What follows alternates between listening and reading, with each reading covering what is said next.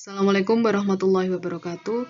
Marilah kuliah pada hari ini kita buka dengan basmalah bersama-sama. Bismillahirrahmanirrahim.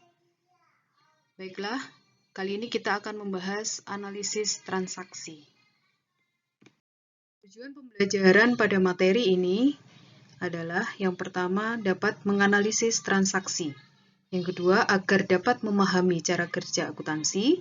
Yang ketiga, agar dapat mencatat transaksi dalam jurnal. Yang keempat, agar dapat membuat neraca percobaan. Dan yang kelima, agar dapat menganalisis dengan menggunakan akun.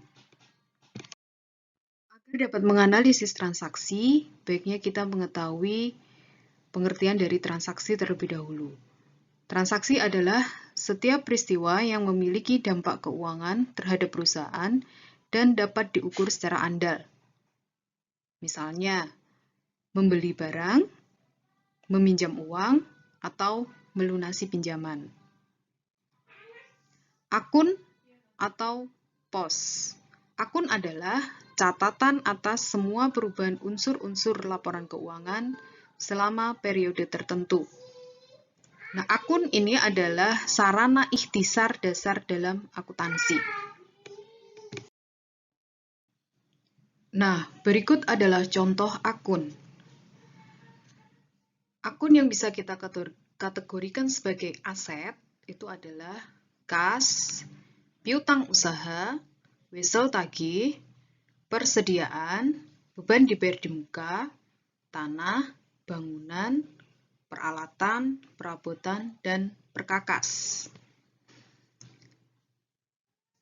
Nah, setelah nanti ada transaksi, maka transaksi tersebut akan kita analisa. Apakah transaksi yang terjadi ini berpengaruh pada akun aset? Kalau berpengaruh pada akun aset, maka akun aset apa?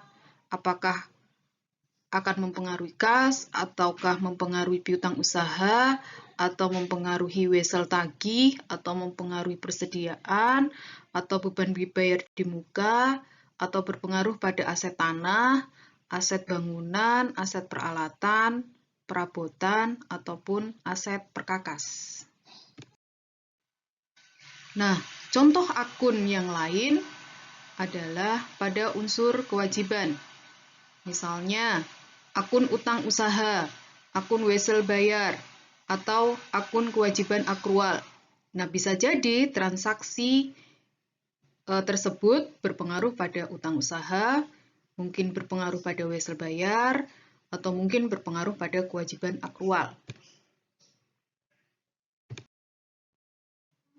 Contoh akun yang lain yaitu pada unsur ekuitas pemegang saham, misalnya akun modal saham, akun laba ditahan, ataupun akun dividen.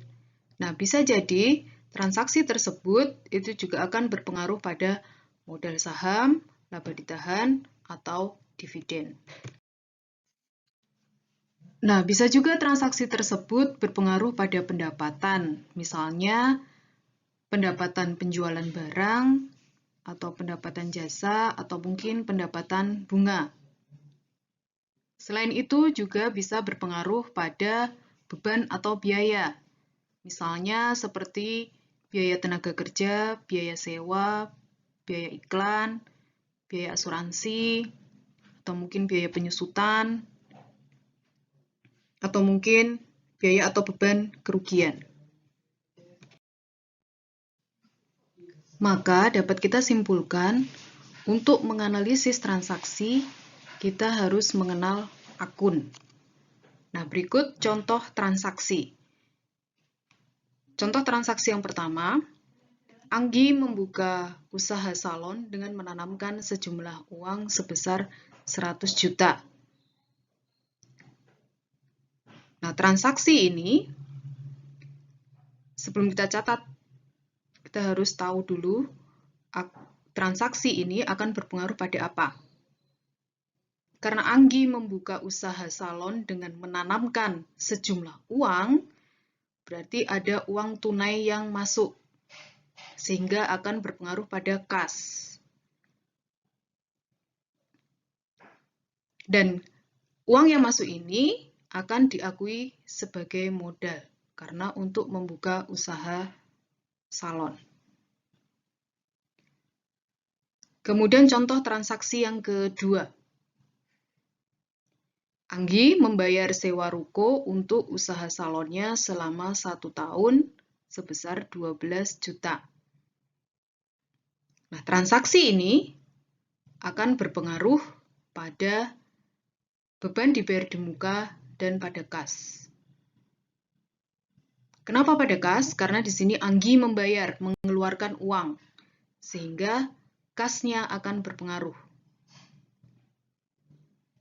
Kemudian, mengapa berpengaruh pada beban dibayar di muka? Karena Anggi membayar sewa ruko untuk 1 tahun, bukan untuk 1 bulan.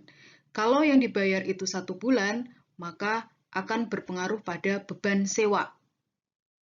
Karena yang dibayarkan itu untuk 1 tahun, maka masih diakui sebagai aset.